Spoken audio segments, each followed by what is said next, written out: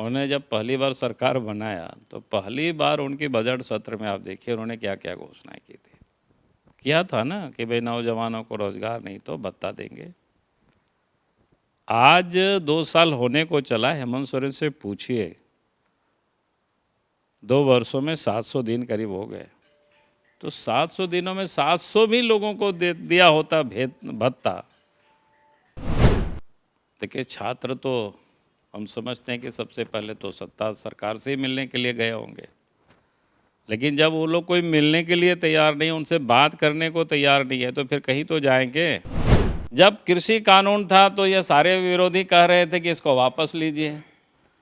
जब वापस लिए तो उन लोग को ढोल नगाड़ा बजा करके रांची की सड़कों पर खुशी मनाना चाहिए, तो अब वो लोग परेशान है, इन्होंने वापस क्यों लिया। नमस्कार, आदाब, सत श्री अकाल, जोहार। जो कहिए सब एक ही है। राज्य इन दिनों ओबीसी की राजनीति की ओर पूरा अग्रसर है। क्या ओबीसी की राजनीति ऐसी हो गई है कि सत्ता पक्ष भी चिंतित है, विपक्ष भी चिंतित है, पर काम नहीं हो रहा है। इसी को पॉलिटिक्स कहते हैं, जहां हर कोई एक समस्या की समाधान चाहता हो, फिर भी समस्या जस की तस बनी हुई हो। क्या बीजेपी प्रोपोगेंडा करती है, हल्ला करने में माहिर है। सत्ता पक्ष कहता है बार बार वो झूठ बोलते हैं ताकि लोगों को यकीन हो जाए कि यही सच है, जबकि वो सरासर झूठ रहता है। इन सारे मुद्दे पर बात करने के लिए हमारे साथ बाबूलाल मरांडी हैं, बीजेपी के वरिष्ठ नेता हैं। बाबूलाल जी, आपका दल भी ओबीसी के आरक्षण 27% करने के लिए चिंतित है, कांग्रेस भी मांग कर रही है। समस्या का समाधान क्यों नहीं हो रहा है? हर कोई सिर्फ समस्या गिना रहा है। देखिए हमारे दल आज ही नहीं बल्कि जब अलग झारखंड राज्य बना था और पहली दफ़ा जब रिजर्वेशन की घोषणा हुई थी तो उस वक्त ओबीसी को अपने 27% रिजर्वेशन दिया था, लेकिन उस समय 50% की जो संवैधानिक व्यवस्था थी और मामला हाई कोर्ट चली गई और फिर हाई कोर्ट में जो निर्णय उस वक्त दिया कि उस वक्त तमिलनाडु को लेकर के एक मामला सुप्रीम कोर्ट में चल रहा था, तो उन्होंने कहा कि जब तक उसका फैसला नहीं आ जाता है तब तक उस पर अगर आप कुछ भी कार्रवाई करेंगे आगे, अगर उसके अगेंस्ट में आया फैसला तो जो नियुक्तियां होगी उसको रद्द करना पड़ेगा, और सपोर्ट में हुआ तो कोई बातें नहीं है। तब फिर उस वक्त हम सब लोगों ने फिर उसको ऐसे ही रहने दिया, लेकिन बाद में सुप्रीम कोर्ट का निर्णय आया और फिर सुप्रीम कोर्ट ने राज्यों के ऊपर ये छोड़ दिया और कहा कि भाई राज्य सरकार अगर जहां महसूस करेगी रिजर्वेशन की सीमा को 50% से बढ़ाने का, तो राज्य सरकार बढ़ा सकती है। तो पिछले दिनों जब अदालत की फैसला आई और उसके बाद उस समय राज्य में रघुवर दास जी के नेतृत्व में बीजेपी की ही सरकार थी, तो फिर उस समय सर्वे उन्होंने शुरू कराया था कि ताकि एक बार ओबीसी का सर्वे ठीक प्रकार से हो जाए, लेकिन तब तक फिर सरकारें बदल गई। जेएमएम का आरोप है आपकी मंशा गलत थी। आप चाहते तो केंद्र में उस समय सरकार थी बीजेपी की, आप मुख्यमंत्री थे, आप सिर्फ अपना पॉलिटिकल माइलेज लेने के लिए रिजर्वेशन क्राइटेरिया को 50% से बाहर कर दिया।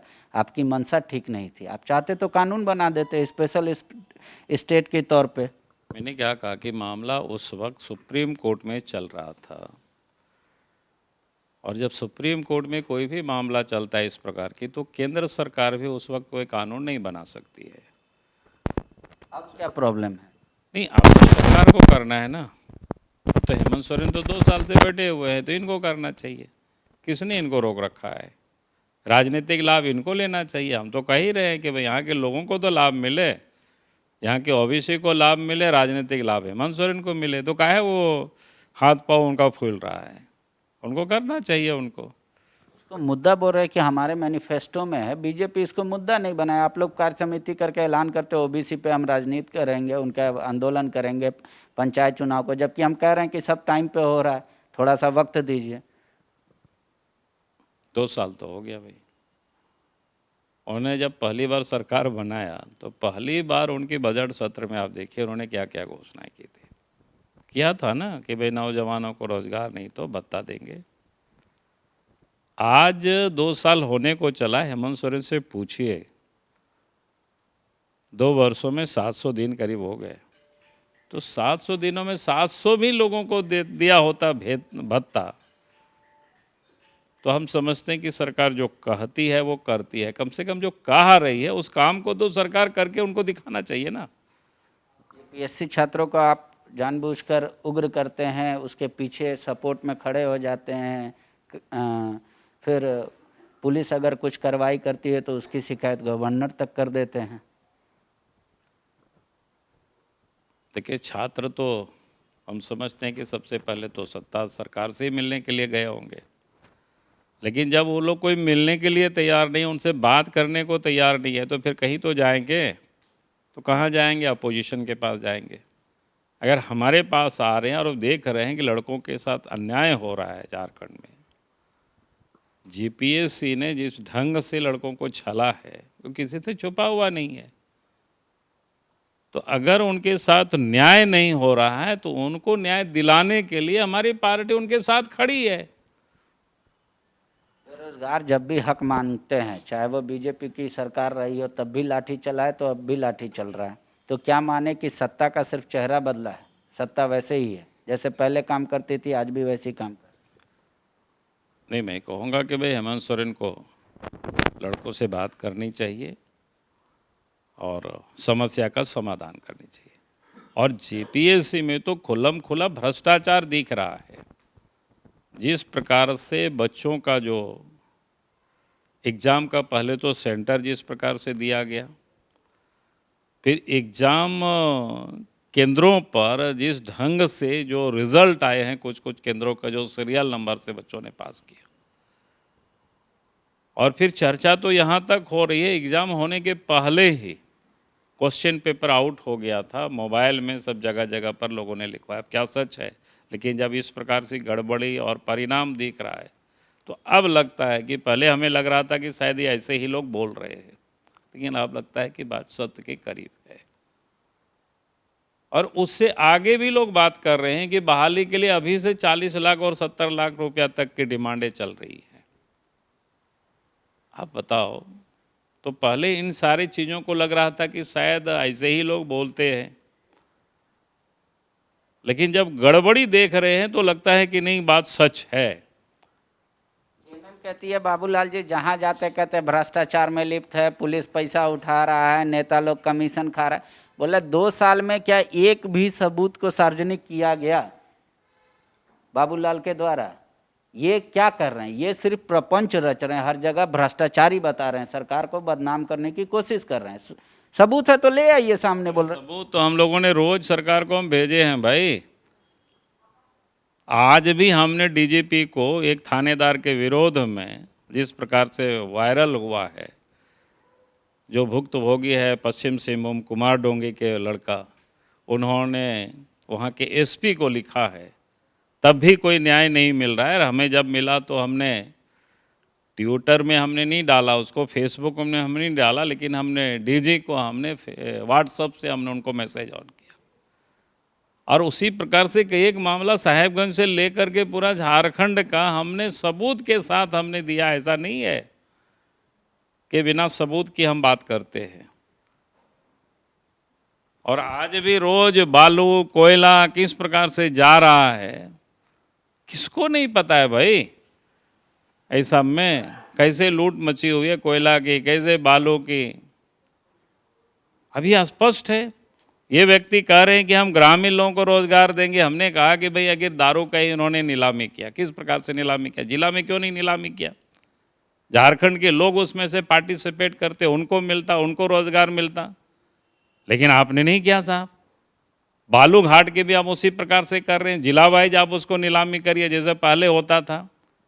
जिला में नीलामी होगी उन घाटों की तो जिला के लोग उसमें पार्टिसिपेट करेंगे, ओपन पार्टिसिपेट करेंगे, सरकार के खजाना में भी पैसा आएगा और यहाँ के लोगों को काम मिलेगा। अरे आप जब पूरा करप्शन को समाप्त करने के लिए देश के प्रधानमंत्री टेक्नोलॉजी का उपयोग कर रहे हैं, किसानों के खाते में सीधे पैसा सरकार भेज रही है, गरीबों के खाते में सरकार सीधे पैसा भेज रही है, आप साड़ी धोती खरीद करके आप बांट रहे हैं एकदम नकली, कंबल आप बांट रहे हैं एकदम घटिया।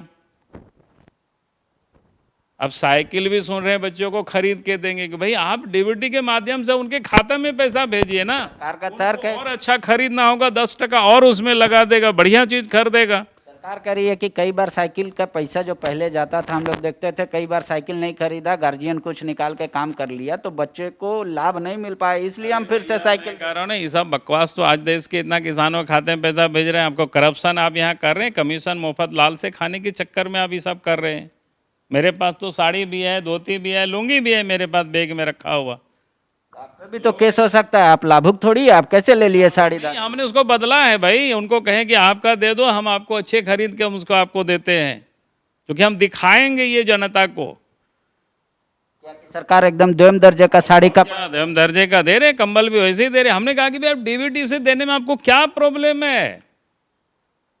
आप सब कुछ खरीद के बांट रहे हैं, नकली चीज सब कुछ खरीद के बांट रहे हैं, घटिया माल, क्या मतलब है? कमीशन खाने के लिए ना। और कह रहे हैं कि करप्शन का सबूत बताए। भाई कौन सा सबूत है और कैसा सबूत चाहिए इनको? जो पुख्ता हो सबूत। इससे बड़ा और पुख्ता क्या हो सकता है? आप डीबीटी में क्यों नहीं दे रहे, हमको बताओ। बच्चों की छात्रवृत्ति भी, हम लोग बच्चे स्कूल में कॉलेज में पढ़ते थे, उस समय भी बैंक के खाता में पैसा जाता था, तो माँ बाप उसको निकाल करके नहीं खा लेते थे? क्या तमाशा करते हैं हेमंत सोरेन? अगर वो भी पढ़े होंगे कॉलेज स्कूलों में पता होगा। हम लोग उस समय स्टाइपेंड मिलता था कॉलेज में, तो कहाँ मिलता था? बैंक में जा कर के हम लोग पैसा, खाता में पैसा चला जाता था। स्कूल में भी पोस्ट ऑफिस वगैरह में खाता होता था, स्कूल के बच्चों का वहाँ पैसा जाता था, माँ बाप जा कर के बच्चों को ले जा कर के खाता से पैसा निकलवाता था और अपना जरूरत सामान को खरीदता था। क्या ये बात करते हैं? ये लगता है कि बहुत बड़ा ये हो गया सुरमा, इसे बता रहा है कि साहब सबूत बताओ। इससे बड़ी सबूत और क्या हो सकता है?